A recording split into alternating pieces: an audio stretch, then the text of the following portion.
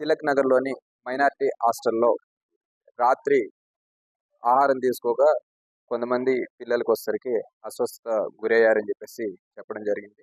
దాంట్లో 16 మంది పిల్లల్ని ఇక్కడికి తీసుకురావడం జరిగింది. దాంట్లో అందరూ స్టేబుల్గానే ఉన్నారు.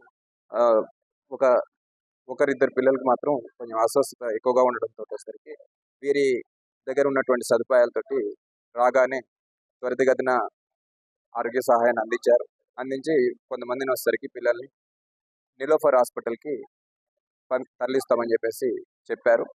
ఆ 16 మంది పిల్లలు ఇక్కడ జాయిన్ అయ్యారు. అందరూ స్టేబుల్గానే ఉన్నారు. ఒకరికి మాత్రం వచ్చేసరికి కొంచెం తీవ్ర స్వస్థత ఉంది అని చెప్పేసి చెప్పారు.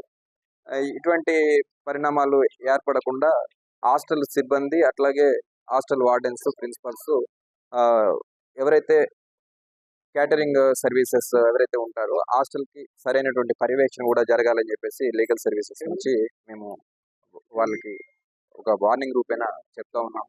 వాళ్ళందరినీ మా కింగ్ కోటి హాస్పిటల్ పీడియాట్రిక్ డాక్టర్స్ టీం అంతా కూడా వెంటనే వాళ్ళను అలర్ట్ చేసి క్యాజువాలిటీలో వాళ్ళందరికీ మేము చెక్ చేసి ఆల్మోస్ట్ అందరి పిల్లలు కూడా మామూలు మైల్డ్ డిహైడ్రేషన్ ఉంది, అందరు స్టేబుల్గా ఉన్నారు.